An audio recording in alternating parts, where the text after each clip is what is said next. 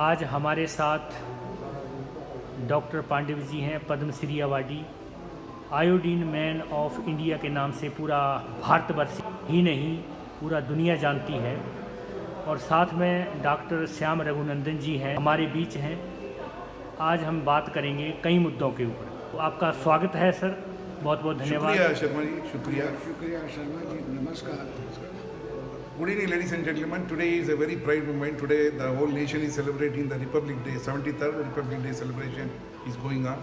Since morning, it's my great pleasure to associate with Dr. Chandrakant S. Pandav, IODINE Man of India, Padma Shri Awardee 2021, former director, former HOD of Community Medicine, All India Medical Institute of Science, New Delhi. He has been doing wonderful services to mankind, the human world, for the last 45 years. For the last 50 years, he is stationed in New Delhi.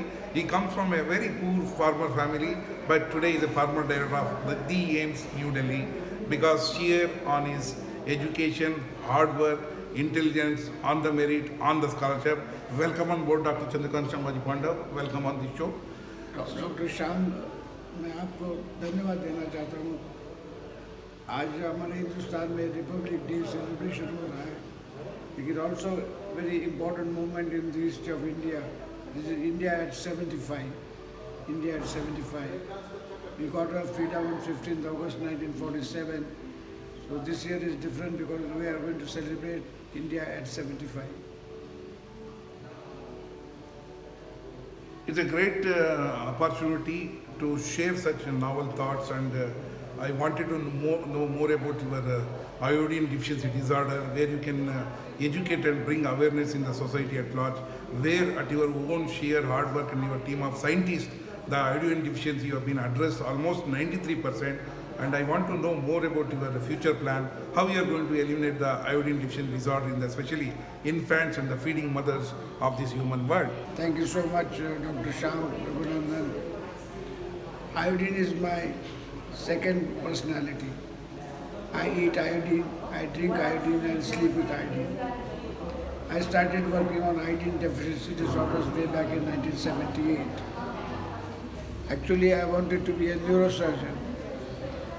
I had joined medicine to become a neurosurgeon. Then that time the director of the All India Institute of Medical Sciences, New Delhi, Dr. V. Ramalingam Swami said, Chandrakant, India does not require neurosurgeons, you go to public health. Why you want to make money by becoming a neurosurgeon? You serve the society. You go to public health. Actually, this was a gentle reminder to me from Dr. Ramalingam Swami. Parents told me right from the childhood, मेरे ऊपर बहुत अच्छे संस्कार हुए।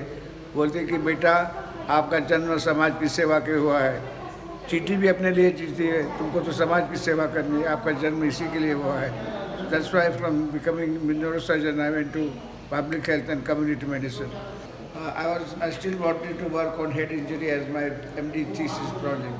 My professor was Dr. Lalit M. Nag. That time I had led a movement. I was a resident doctor association's vice president, and we didn't want thesis to be made compulsory. But Dr. Nath said, whether All India Institute has thesis or not, you'll have to write a dissertation in my department. Otherwise, I'll see you every year for next 5 years. इसका मतलब है अगले 5 साल तक मैं पास नहीं होऊंगा। इसलिए मैंने फिर एक दिन क्या हुआ, कैफेटेरिया में से I met doctor Karmarkar and doctor Kochupillai. उन्होंने बोला कि पांडव तुम कहाँ जा रहे हो? हमने बोला कि मैं कैफेटेरिया चाय पीने जा रहा हूँ। चलो हम आपके साथ चाय पीने जाते, आपको समोसा भी खिलाएंगे। So that's how they took me to Kalkaji in South Delhi.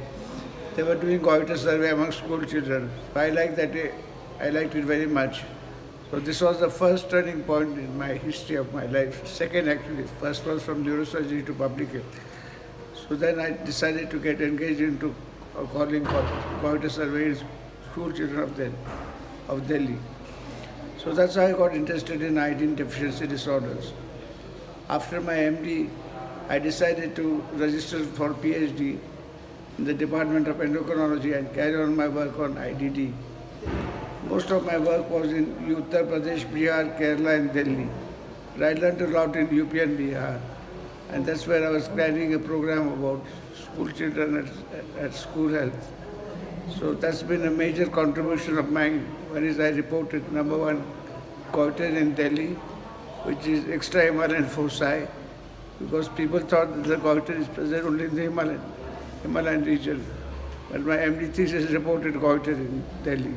My second important contribution in the history of IDD is that I did screening for neonatal hypothyroidism in UP, Bihar, Kerala and Delhi.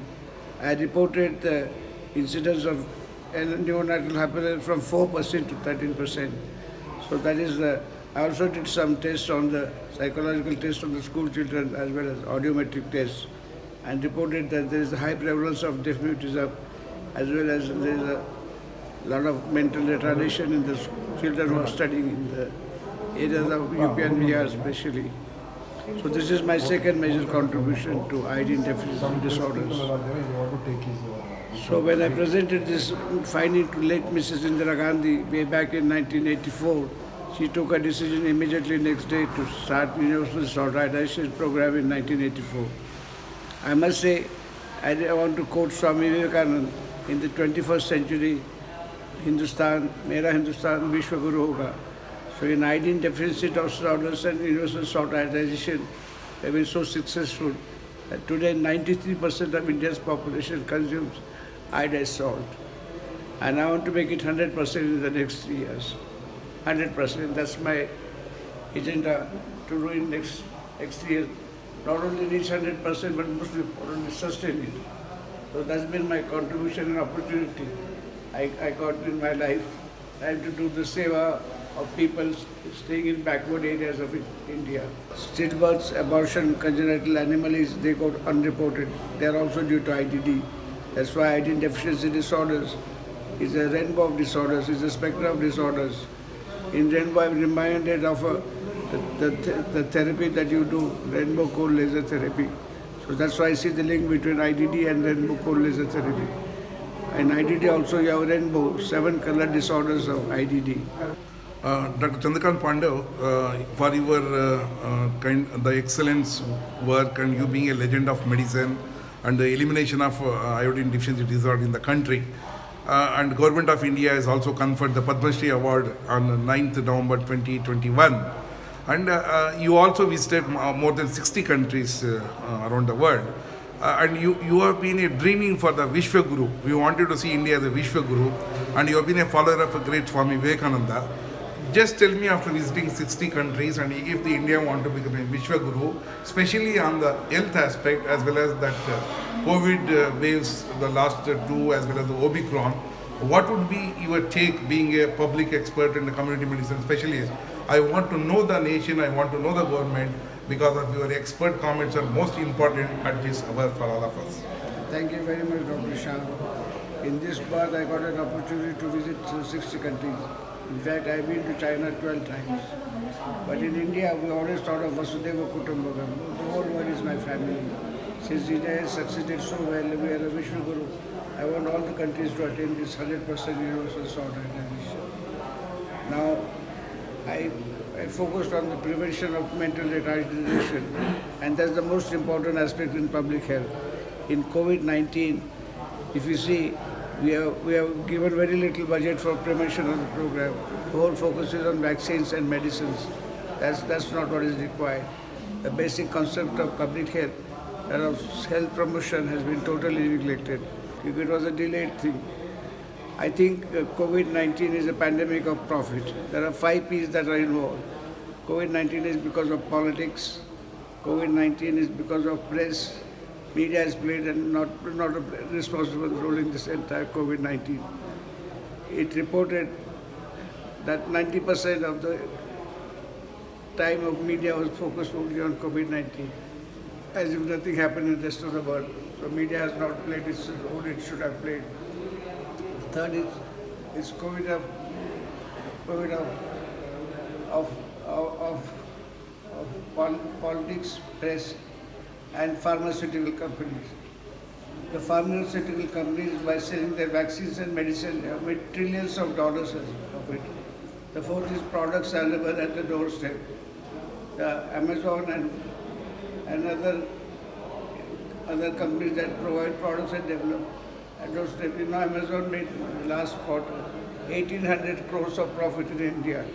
1800 crores. And fifth is the police. So this is what I call the 5 P's of pandemic of COVID-19. It's a pandemic of COVID-19. It's also a pandemic of over-information, pandemic of misinformation, disinformation, distorted information, and incomplete information. It is a pandemic of Google expert. Everybody became Google expert.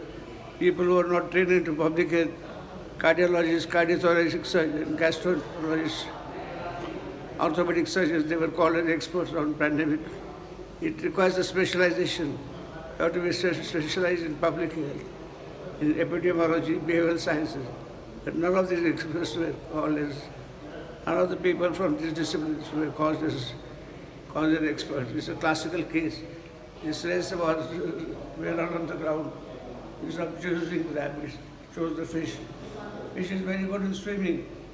Water is no one running on the ground. In fact, fish out of water will die.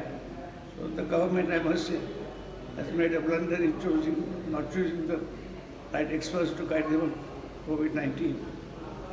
It's a pandemic of migration. It's a pandemic of misery. A lot of people have lost their lives by migrations. They walked for 100 kilometers, 200 kilometers, 300 kilometers, 400 kilometers. A lot of people died on the way. And there was a pandemic of migration. And finally, there is a pandemic of webinars. Pandemic of webinars. So I call this a pandemic of profit and pandemic of 5 P's, as I mentioned.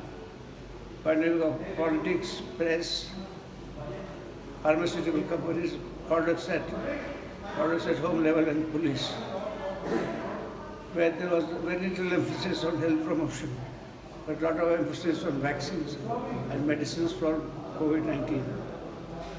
Dr. Chandrakant PANDAV, you being a legend of modern medicine and you've been served 45 years in the AIMS New Delhi. And we see generally there is a rift and there is a gap between the Ayush stream of medical practitioners, allopathy medical practitioners, and we heard that you started a global integrative health and wellness research institute in New Delhi recently. And you always preach the evidence-based treatment or the therapy, not eminence-based. So we want that viewers should understand your thought process, how it came from the Global Integrative Health and Wellness Institute to bring all the evidence-based therapies, and just see that how can we bridge the narrow gap, become a bridge between the Ayush stream of medicine and allopathy stream of medicine. End of the day, the human world should get the best of the best treatments. The government is spending a lot of money on the curative part, but I think you are the first to take up the leaf out where you are focused, the preventive and the promotive health campaign and healthcare solution. So we want to hear more from you, Dr. Chandrakant PANDAV. Actually, what the patient wants is pain and suffering. That's the most common cause of seeking medical help. It doesn't matter what system of medicine you use, whether you use homeopathy, allopathy, naturopathy, it really doesn't matter. Patient has pain and suffering and he wants that to be taken care of. These are artificial division. I discussed this question with Professor V. Ramalingam Swami, who was my mentor in medicine, who made me go to public health from neurosurgery. He said, Chandrakant, this will not happen in my lifetime, but please make sure that you work hard so that all this comes together. So that's why we started Global Integrative Institute for Health and Wellness. That was, I must share with you, that was inaugurated by Bhayaji Suresh Joshi from RSS. We came all the way from Nagpur to inaugurate, and Menka Gandhi. The vision of this thing is to bring all the therapies together. It is not a mixotherapy. Depending upon patient's disease and condition, we will use that therapy, and specialists from that area will take care. The specialists might be from allopathy, naturopathy, homeopathy, acupressure, acupuncture, cup therapy, marma therapy. So it all depends on which would suit the patient. So for the first time, the patient would have a choice which discipline he needs to take for the first time. So that's the institution that we started, and I am very happy that we always talk of pathies, but nobody focuses attention on sympathy, empathy, passion and compassion. So this is a vision statement of my institution.